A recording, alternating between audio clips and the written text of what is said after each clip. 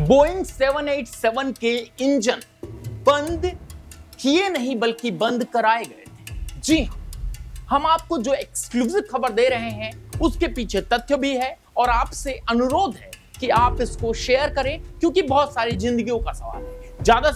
ज्यादा समय ना लेते हुए हम वीडियो को शुरू करते हैं। क्या हर बार पायलट ही कसूरवार होता है या फिर विमान कंपनियां और जांच एजेंसियों की मिलीभगत से सच्चाई छिपाई जाती है? ये आप कमेंट्स बॉक्स में जरूर बताएं। चलिए आगे बढ़ते हैं। 260 लोग मरे, 2 सेकंड में दोनों इंजन बंद हो गए। 2 सेकंड में दोनों इंजन बंद हो गए। लेकिन जांच एजेंसियां कहती हैं पायलट की गलती थी और सिर्फ पायलट की ही गलती थी। सवाल ये नहीं कि कौन मरा, सवाल ये है कि कौन अब बच रहा है। सवाल महत्वपूर्ण है। आपसे भी हम गुजारिश करते हैं कि इस वीडियो को तमाम सोशल मीडिया ग्रुपों में शेयर करके पूछा जाए। और जब मैंने कहा ना वीडियो की शुरुआत में कि इंजन बंद नहीं हुए थे बल्कि बंद कराए गए थे, सबसे बड़ा सवाल ये कि हादसा था या डिजाइन की गई साजिश।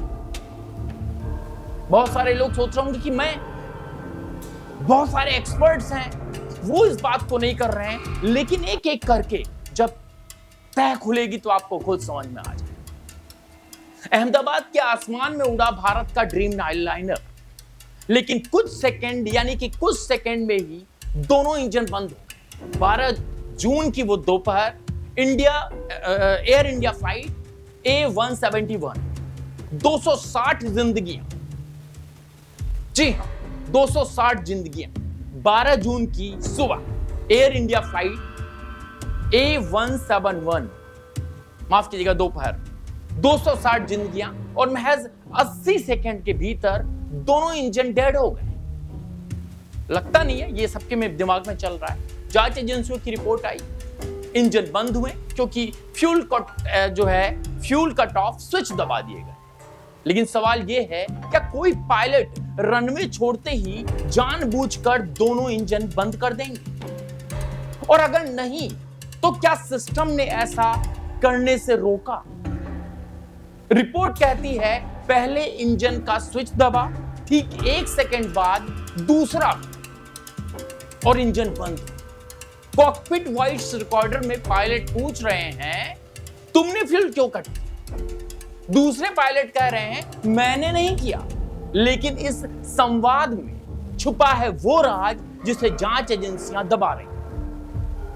कि स्विच अपने आप कैसे दबा, कि कॉकपिट में आर यू श्योर जैसा कोई डिजिटल अलार्म क्यों नहीं आया? अब आप कहेंगे तो ये तो मानवीय भूल है, लेकिन सवाल यह है कि क्या एक कंप्यूटर भी, आप ध्यान से सुनिए, कि कंप्यूटर भी बंद करते वक्त नहीं पूछता है कि आर यू श्योर? जब आप कंप्यूटर बंद करते हैं और कुछ एप्लीकेशंस खुले रह जाते हैं, वो भी कहता है are you sure your Adobe Premiere Pro is running now, कुछ भी जो भी ओपन होता है, या समथिंग ब्ला ब्ला ब्ला, ये ओपन है, इसको बंद कीजिए। आर यू श्योर कि आप शट डाउन करना चाहते हैं, फोर्स शट डाउन करना चाहते हैं? यस या नो का ऑप्शन आता है विंडोज में।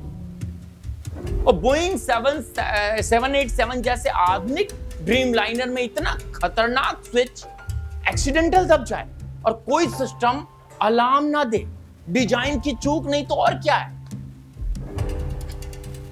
हम आपको बता दें दोस्तों, अगर सवाल हम यही खत्म कर देते हैं तो आप समझिए कि आप और हम अगली लिस्ट में आएंगे।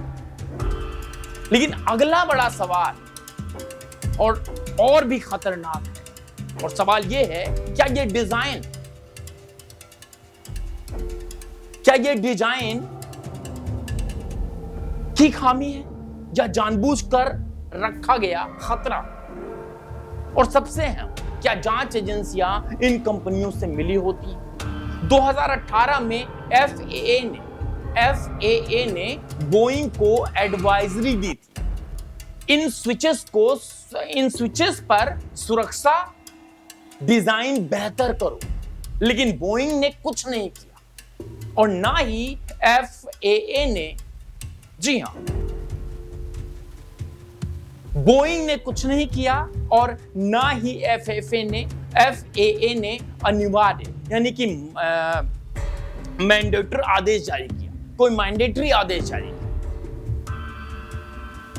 अब सोचिए, क्या जांच एजेंसियां सिर्फ रिपोर्ट बनाने के लिए या फिर सुरक्षा के लिए? नेपाल, रूस, इंडोनेशिया, अफ्रीका, हर जगह हादसे और हर बार मानव भूल पायलट को दोषी ठहरा दे। लेकिन ये इंसान कौन है? वो पायलट को जान पर वो पायलट जो जान पर खेलकर लोगों को बचाता है, या वो जो कॉर्पोरेट बोर्ड पर जो मुनाफा देखकर डिजाइन अप्रूव करता है? सबसे बड़ा सवाल है। और पायलट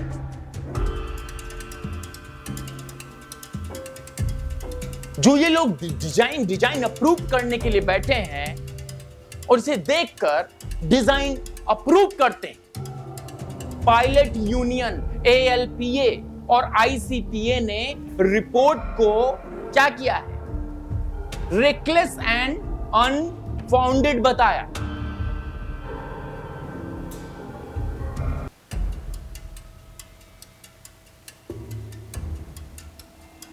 ALPA और ICPA ने इस रिपोर्ट को अनफाउंडेड बताया है। इंडस्ट्री एक्सपर्ट्स कहते हैं अगर सिस्टम गलती की गुंजाइश छोड़ता है तो गलती इंसान की नहीं है, डिजाइन की है। और अब आम लोग पूछ रहे हैं क्यों नहीं लगते स्विचों पर क्या कंफर्मेशन इन प्रॉम्प्ट? क्यों नहीं रीडिजाइन किए जाते हैं फ्लाइट कंट्रोल्स? क्यों हर बार पायलट मारा जाता है और बोइंग बच जाता है? करोड़ों रुपए 10 लोग अगर इस पूरी जांच में लगे रहें, सबको आप 100 करोड़ रुपए भिजवा दीजिए।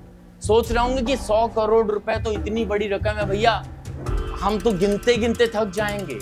लेकिन बोइंग जैसी कंपनियों के लिए 100 करोड़ मायने नहीं रखते, क्योंकि उनको एक एक विमान में हजारों करोड़ का फायदा होता है। तो आखिर इसका निष्कर्ष क्या है? पायलट को बलि का बकरा बनाया, एविडेंस का पुराना तरीका।